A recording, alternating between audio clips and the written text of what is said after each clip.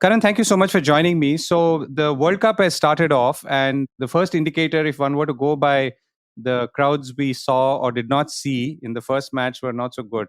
Overall numbers that everyone is watching in terms of ticket sales, in terms of how people are spending, in terms of advertisements, in terms of overall entertainment, food. The question that I, however, am posing is how does all of this look in contrast to the previous World Cup? Now, if you look at the World Cup this time around, two, three things are there which has never happened before. One is that the World Cup is happening only in India. It is not being shared with other Asian nations. That's something which is happening for the first time. Secondly, I think the World Cup is clashing with festive season. And as you know, that during the festive season, the mood is quite upbeat as far as spending and consumption is concerned. Third thing, of course, again, which is new, is that the World Cup is being offered free of cost on digital. If you look at the World Cup as a property, it's always been behind the paywall. So I think these are three things, which are like first timers. And that is why, you're going to see a big uptick in terms of the overall broader consumption. Nonetheless, I think because it's in India, the time zones are quite favorable as well.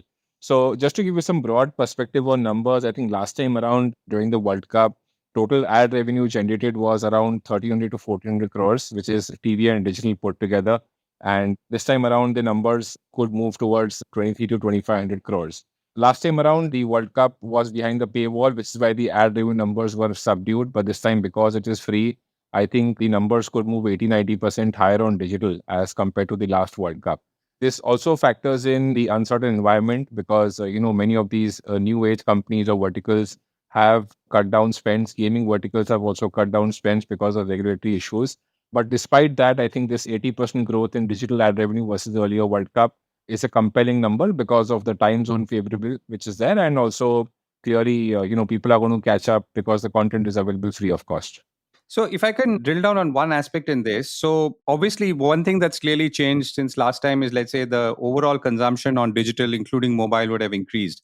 Now, what does it mean in terms of gross? I mean, the entire revenue, including, let's say, what you may have lost because you've brought down the paywall and so on, or maybe, and therefore gain from advertising. So, what's the gross takeaway from, or likely takeaway from all of this? So I think if you look at the digital revenues that way could have been much more higher as compared to right now, because many verticals which are very heavy on the cricket side, whether it is gaming, it is e-commerce companies, new age companies, fintech, they're all exploring this entire path to profitability. So they've, curtailed their ad spends, and the environment is not that great as how it was, about 12 to 15 months back when globally things were quite fine. So if that wasn't to be the case, then because the World Cup is being offered free, the numbers would have been much more higher. They would have crossed 3,000 crore kind of a number in terms of potential ad revenue, which will somewhere be towards 2,300 crores to 2,500 crores as per our estimate. And also what is happening is that the growth rate on TV is not that high. So if you look at digital, the numbers are, as I told you, somewhere higher, close to 80%, versus the last World Cup. But if you look at TV, I think the numbers are only about 20% higher versus last World Cup, because TV, the number of households have come down in post-COVID era. People have moved to digital in large numbers. And because this time around the content is free, TV consumption will also stand to see some bit of a hit, because these are matches typically which are 9 hours, right? I mean, people may not watch or rather be at home to watch the entire match for 9 hours. They might watch the first half of the match as per their convenience or on the go, and the second half on TV. Is there any other benchmark, for example, IPL in terms of overall ad and ticket sales revenue? Yeah, so I think if you look at IPL, firstly, one can't compare IPL to World Cup, because IPL, there is more interest amongst all the matches because all the matches have got a mix of Indian and global players. But in the case of World Cup, the interest is, higher for India-based matches. And generally, as per our math, historically, World Cup, in terms of number of India matches, is in the range of 15 to 25% basis, the qualification of India in that particular tournament in terms of how they progress. Now, in terms of consumption and in terms of advertisement pricing, India matches are priced much higher, significantly higher. It is somewhere close to, 4 to 5 times higher pricing as compared to the average pricing of the tournament in terms of per 10-second slot or in terms of the CPMs on the digital front. And this is primarily because of the consumption numbers as well. So if you look at the concurrent viewers or the number of consumers online to watch the match, again, it's 4 to 5 times, even 7 to 8 times at some of the times. Like if you look at India Pakistan match, it's significantly high. So I think it's all about consumption and number of viewers, which is phenomenally high, and that drives the ad revenue for India-based matches. But nonetheless, for the tournament as a whole, the numbers will not reach closer to IPL, as I said, because IPL there is more interest for watching all the matches. Right. And you're also saying that compared to last year, I mean, the last World Cup, the jump up is not so significant because of obviously all the potential advertisers staying away or not being able to participate. I would not say not so significant. As I said, it's around 1,300 crores number going to 2,300 crores, which is a jump of somewhere close to about 60 to 70%. This is not bad at all given the kind of environment we have. So I think some part of the negative impact of, some of the advertisers cutting ad spends has been offset by the festive season, which I told you. The clash with festive is like a very big positive. So the numbers are not as bad as one would think, but they're not something very exciting or, something very surprising as well on the positive side. Right. And let's look at the non-ticket part and the non-viewing part. So there is a lot of ancillary consumption that's obviously happening through restaurants and delivery companies and so on. So how is that spike looking to you? And once again, in contrast to what it could have been or what it was 4 years ago. So I think we've done our analysis here in terms of, what typically happens during the World Cup.